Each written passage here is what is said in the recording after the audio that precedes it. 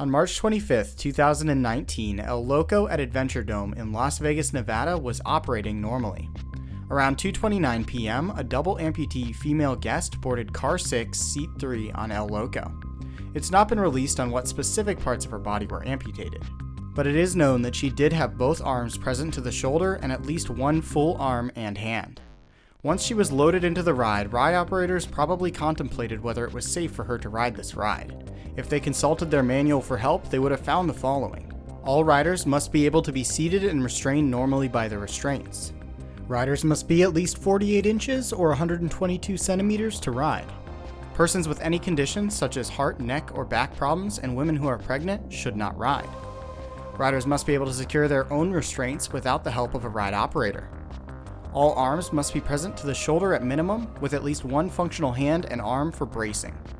Prosthetic devices of all kinds are not allowed on the ride. The guest in question met all of these requirements, and so her car was dispatched from the station. Around 2:35 p.m., the woman was ejected from the ride and fell to the ground at an unannounced part of the ride. The woman was rushed to the hospital. I will not go into the extent of her injuries, as that is outside of my area of expertise, but she survived and her family never released any more information on her condition. Meanwhile, the Clark County, Nevada Department of Developmental Services issued a prohibited use notice for the ride and began their investigation.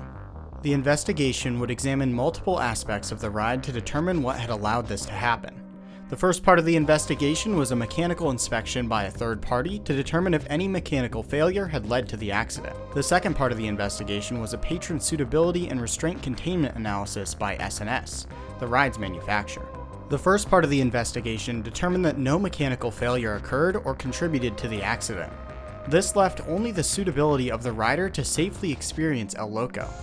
This placed the blame either on the operators or S&S. To understand this further, we must understand ride admission policy. All rides have what is known as a ride admission policy. This is a policy that specifies what conditions may prohibit someone from safely riding an attraction. Included in this are things like height, amputations, prosthetics, casts, braces, and medical conditions, all of which may affect a person's ability to safely experience a ride or attraction. A ride admission policy is primarily specified by a ride's manufacturer.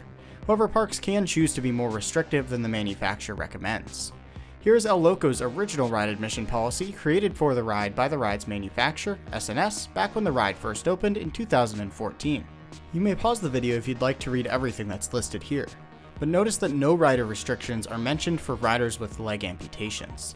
Note that information was never released regarding what amputations the ejected rider had. However, we can infer based on later revisions to this manual that at least one of her legs was amputated above the knee. Going off the ride's original ride admission policy, the ride operators did nothing wrong by allowing the woman to ride. S&S had not provided any guidance on riders with leg amputations, so it was reasonably assumed that guests with leg amputations could ride, even though the ride only featured a lap bar for its restraint.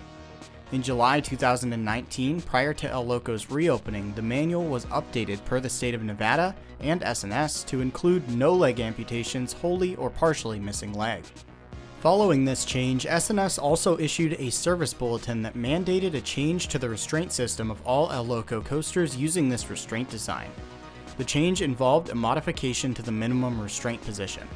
This model of coaster uses a proximity sensor connected to the lap bar that must be activated in order for a train to be dispatched.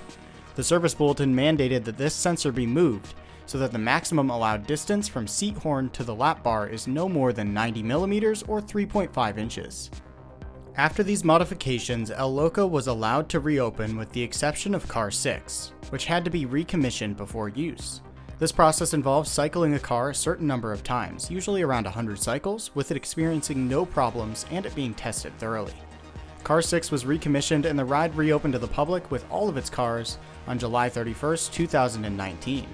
Thanks to these changes, both to the mechanics of the ride and its operating procedures, the ride has operated without incident since. The ride continues to serve as a safe and unique roller coaster, as well as one of the best roller coasters in Nevada.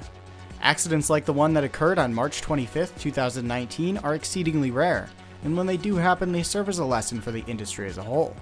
It's safe to say that an oversight as large as the one made here is almost certain to never happen again. If you have any further questions or comments, please ask them in the comments below. As always, thanks for watching, and see you next time.